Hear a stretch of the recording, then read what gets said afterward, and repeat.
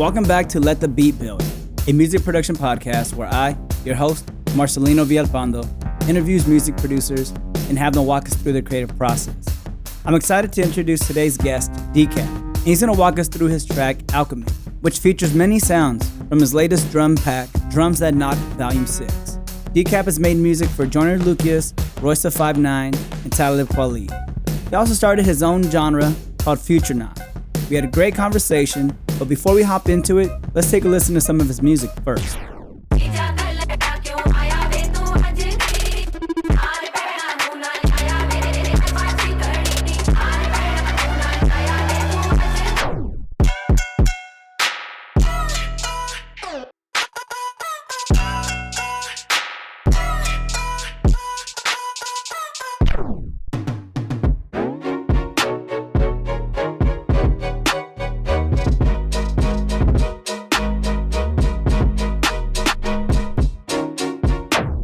First off, thanks for coming on the show today. I really appreciate it. Thanks for having me, man. And for those that don't know who you are, why don't you introduce yourself, kind of give everybody the backstory, your origin story about how you got into making music. Yeah, so I started out making music in the early 2000s, late 90s, early 2000s when I really started getting serious about it. I was in a rap group called Young Tribe, and basically we found out we needed beats. So I invested in a HR-16 drum machine, and I had an SP202 that I think I got for my birthday. That's kind of how it all started. It started by necessity, of us just needing tracks, and that's how it kind of began.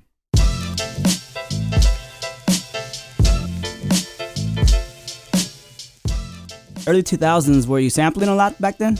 Yeah, my parents had a turntable, and I had a few records that I would just dig through, and I was inspired by like Pete Rock, DJ Premier, High Tech, and so I would just find soul samples and flip them, chop them up, loop them up, and add drums to it basically.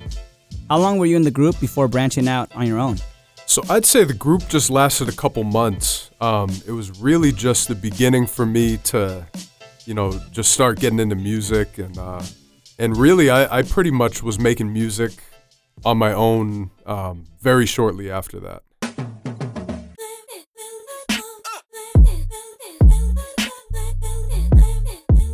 Let's talk about now Future Knock, which is this genre that you've created.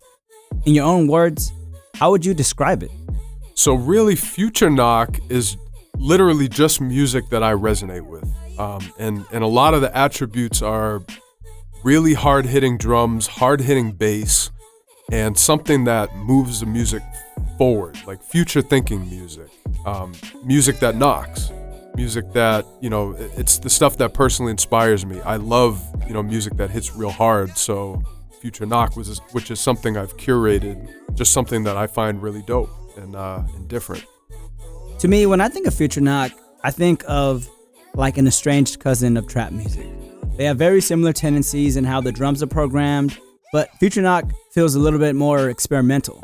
Right. Well, looking at the late 90s to early 2000s, boom bap was, really what hip-hop music was. And, moving into now, trap music is obviously, the sound. And right. When I look at Future Knock, really what it is it's a mixture of what I loved with boom bap and what I love with trap music. And if you take those, put them in a pot and combine them, and then add an unknown futuristic element, that's how you get Future Knock. I can definitely see that. And I love how you're paying homage to the boom bap era. That part of hip hop music was very influential in what we consider now today as beats. Right. I love boom bap music. I love trap music. And for me, it's just a matter of, does the music move me? Does it touch me? Does it make me feel something? That's when I know that I want to feature it in Future Knock, because it has that energy to it. I think really what people want is just to be moved at the core. Right. And I try to do that with my music and the music I feature on my platform. I totally agree. I mean, the first thing that comes to mind when I think about music that makes me move personally are tracks that the drums and the bass work really well together. And that's actually something that I appreciate about your music, because you make that a priority and you've gained a reputation for having hard-hitting drums, which has led to you releasing them through the drum pack Drums That Knock.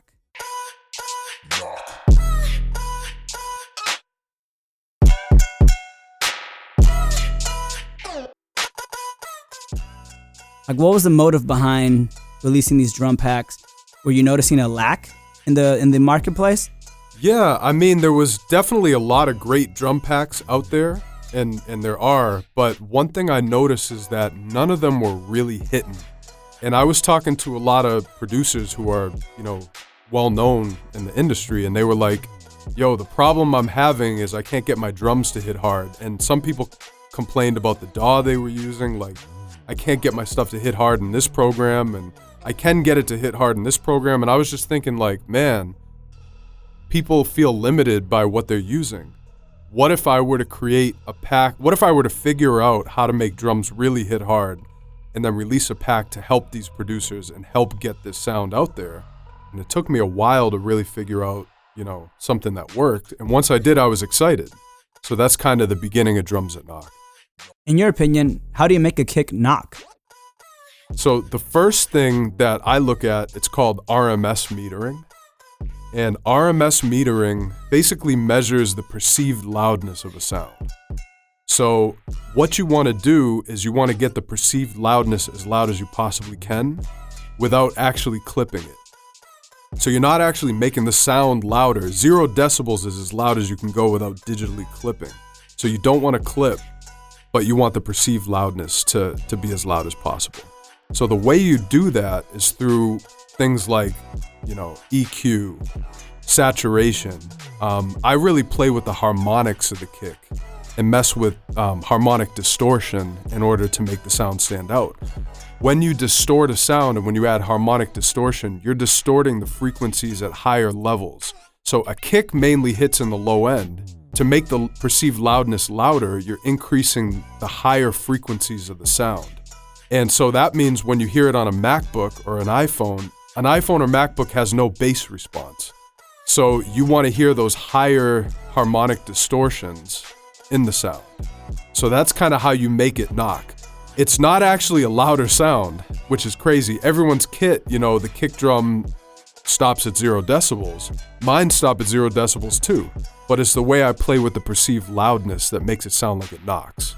And it's amazing what you can do with perceived loudness. I mean, it's really incredible. So it's a science, really. And how long did it take you to figure out this recipe? I'm assuming a lot of trial and error? Yeah, I mean, it took me a lifetime, man. Just a lot of trial and error, because I always cared about making my drums knock. But just in the last couple of years, I feel like I really figured it out. And I'm still learning. Every kit, I feel like I refine my skills and do different things and get different results. So it keeps evolving.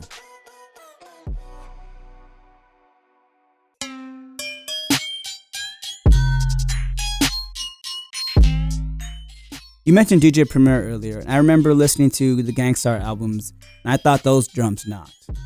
But then I heard Chronic 2001, and I was like, no, wait a minute, these drums knock. And then Crunk Juice comes around, takes it to a whole new level. Right. And it's interesting how time progresses. Our concept of what's considered a hard-hitting bass line, kick, or drum is constantly shifting and evolving. It's true what you said, man, because it's actually when making something knock, there's not just one way to do it. It's like there's infinite ways to do it, and there's different dimensions of knock. That's what I want to communicate. Like you can get multi-dimensional with the knock. Like even an R&B smooth track can knock in a certain way. Not knock like a trap song or a future knock song or like Chronic 2001 or whatever, but there's different levels to it. Like I make it knock, it's an aesthetic, it's a certain feeling. If you listen to my songs, they still have dynamic range. They're not necessarily correct, it's not the way it's traditionally done. I break a lot of rules in my music, but I care about dynamic range and like emotional movement in the music. Knock is just another element to that. I like the idea of knock as an aesthetic because thinking about Alchemy, that plug pierces through the mix really well and it knocks at the higher frequency, really complementing the lower frequency elements nicely. How does this track come about? So actually that one, I started it maybe 2 months ago, and I literally hadn't made a beat in a while. And so that day I was just like, man, I'm feeling creative. So I was at my apartment. I wasn't even at the studio. And I've been using Ableton for like 10 years, a lot of people know. But I just started using FL Studio this year to, switch it up and get a new creative perspective. So I made that track in FL, and it's actually my first release in FL Studio. What caused you to make that shift? Really, I just wanted to try something new and get a new perspective, because I've been using Ableton for a long time, and I know it so well, and it's such an amazing program. I really, a lot of amazing music is made out of FL, so I was like, why don't I give it a shot? And I ended up really liking it, and I've just been obsessing and learning everything about it, talking to all my producer homies that are masters in it, and being like, all right, give me the cheat codes, give me the shortcuts, give me the tricks. Right. So the original beat, it started out as an idea. I made the drum pattern.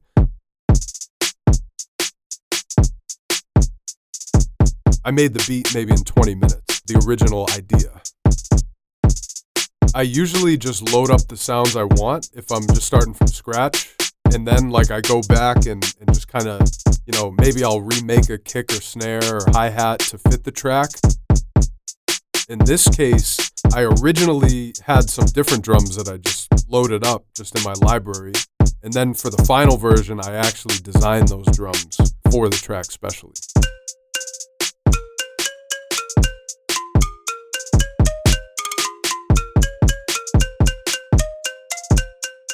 I kind of gravitate towards plucks in my songs in general. So I love that sound. And the pluck has just a certain frequency, the way it hits you, as opposed to other sounds that are smoother or, do other things for you.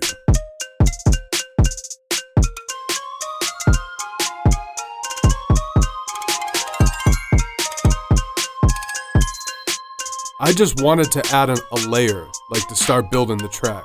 The flute that comes in the track, what I did was I cloned the pluck and I added another sound, the flute, to layer on top of it. I love giving my tracks a lot of space, and I feel like plucks, they just kind of hit in a way where it doesn't take up a lot of the audio spectrum, so the 808 can really shine through.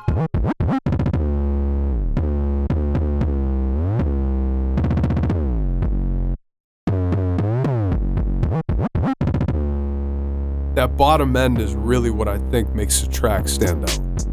It was about how the 808 sounded, the actual sonics of the 808, and also in FL Studio, the way you can make bass glide is just out of this world. I just kind of went in on the bass glides and really made sure the 808 sounded right, the fidelity of it.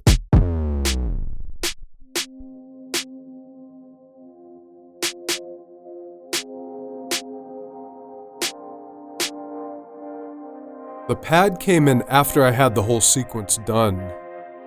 What I wanted to do is bring in those chords so it starts taking the listener into a new space, to a more ethereal space.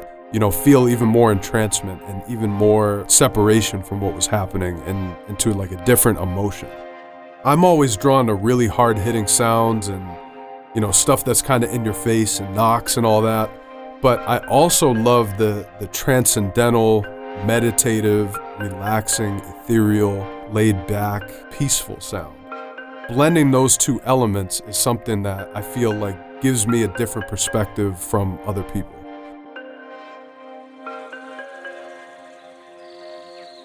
So I added the nature sounds because I really just wanted to kind of give you that feeling like it's a summer night, you're just surrounded by warm weather and nature. I just wanted to kind of give that feel right off the bat.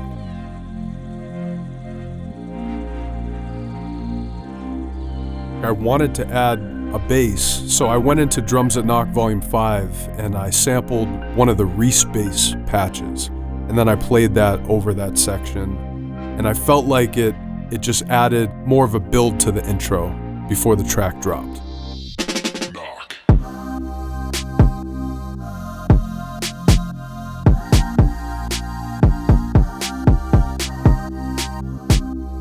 What I like to do in my tracks is build tension and then have a release. because I feel like that's what gives a track a dynamic feel.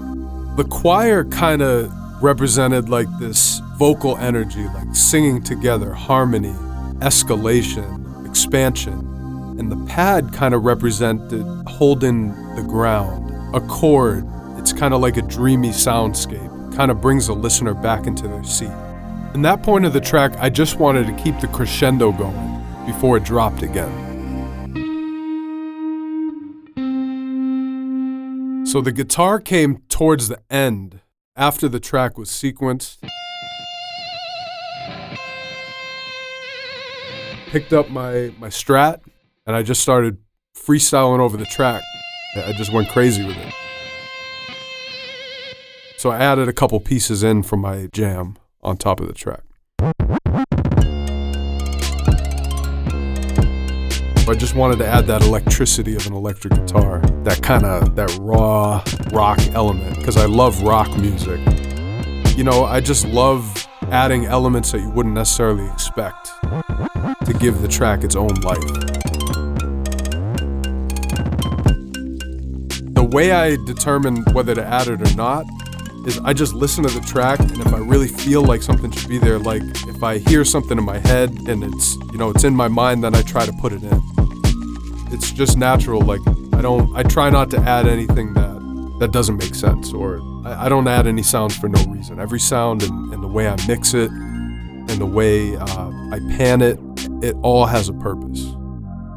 I want the listener to feel something, and I want to like put my own feeling into the track so whoever's listening to it can listen and hopefully feel something. Because I'm all about energy. I love energy because everything is energy. Music is energy. Life is energy. Conversations are energy. Communication between two people is just energy moving back and forth. And that's when I'm creating sounds, when I'm creating music, that's what the awareness I'm in. I'm in the awareness of energy. It's like everything else takes a second place to that. You know, that's why I appreciate this interview, because we get to communicate that idea. Right. I mean, essentially, all we're trying to do, me with this podcast, you with Future Knock, is create an experience for the listener. Exactly. I just want to encourage people to experiment and try different things. Try, different sounds and put them together in new ways and ways that are relevant to you and that inspire you. And I think there's a lot of value in that.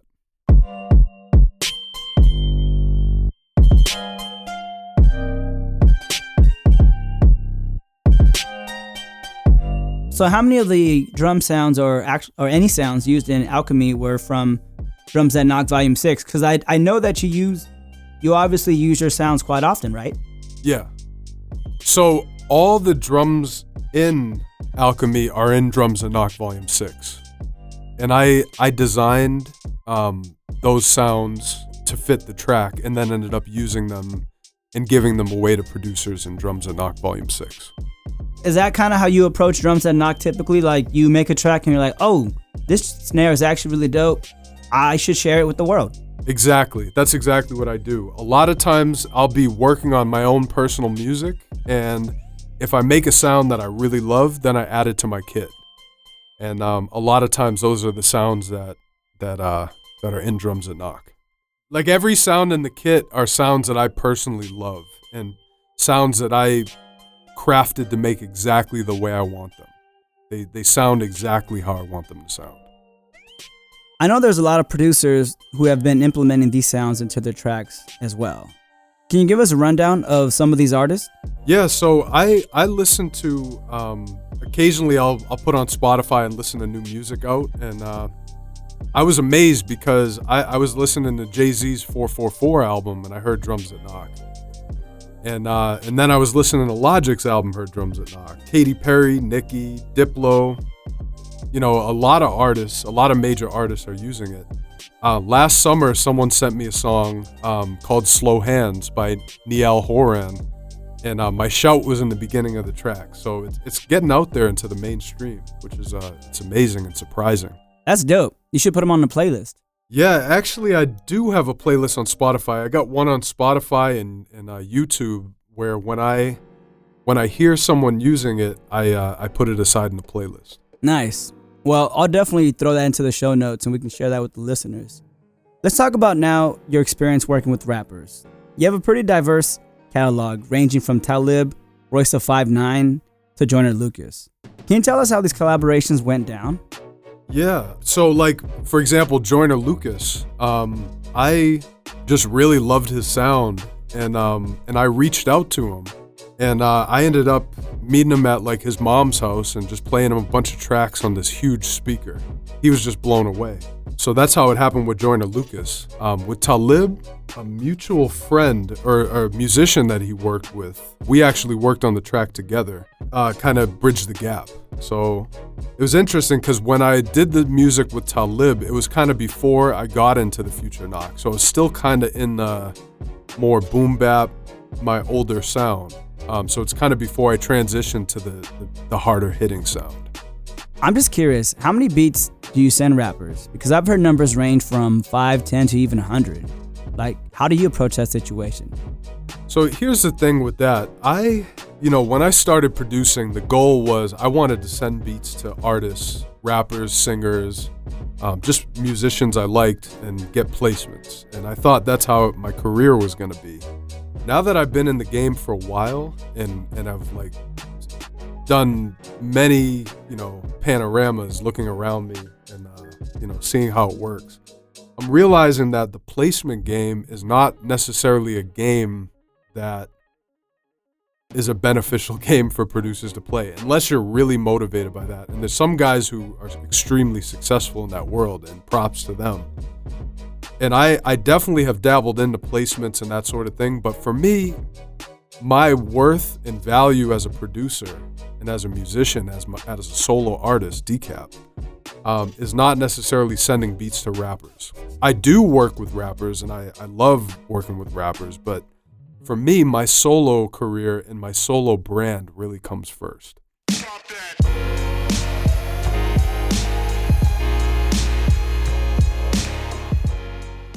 So where do you see Future Knock going next? So Future Knock and the future of Future Knock and the present moment of Future Knock is completely limitless. And I want everyone to know, if you're inspired by the sound and want to bring it in another direction with a rapper or singer or country singer or R&B singer or a yodeler or whatever you want to do, it's completely limitless. As long as it's good and it's musical and it feels good and it's elevating people and making people feel good, it's limitless where you can take it. So before I let you go, do you have any final thoughts, advice to the aspiring producer? Yeah, aspiring producers, one piece of advice I have is make the music that you want to make. Don't make music to achieve some kind of goal. Be free in your music creation. Don't be afraid to step outside the box. Don't be afraid to do something that somebody tells you can't do or you shouldn't do. If you like it, there's a reason why you like it, and there's something more behind that. And that's really for you to discover.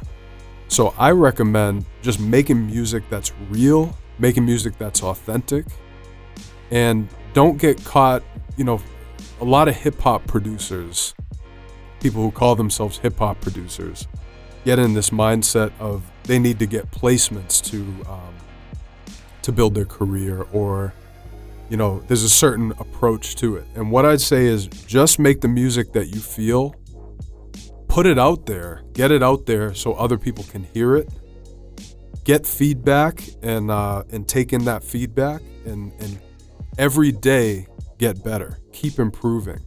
Think about how you can be better and put that into action. And have fun. Well, thanks for sharing that. And Decap, it's been a pleasure. Thanks for coming on the show today. Thanks for having me. This has been great. Can you tell the listeners now where they can find your music? So you can find my music everywhere where music is streamed, on Spotify, Apple Music, Tidal. I also have music on SoundCloud you can check out. But literally everywhere. I distribute it everywhere. It's time to listen to Alchemy in its entirety. Can you go ahead and introduce that for us now? I don't have too much to say. Just feel it, vibe with it, enjoy the experience. Get into it.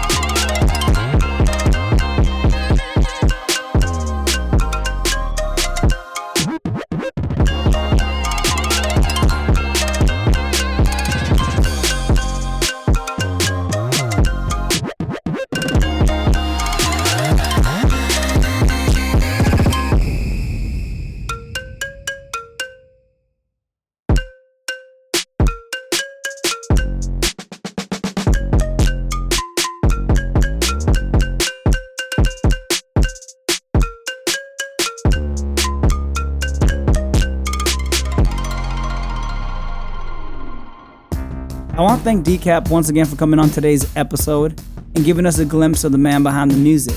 I also want to thank you, the listener, for hanging out with us, because you could have been listening to any other podcast at this very moment, but you decided to tune into ours, and I appreciate that.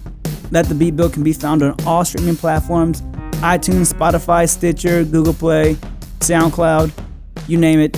If you found value in today's episode, please feel free to share it with a friend, or give us a positive rating and comment on iTunes, because those go a very long way as they help other people find the show.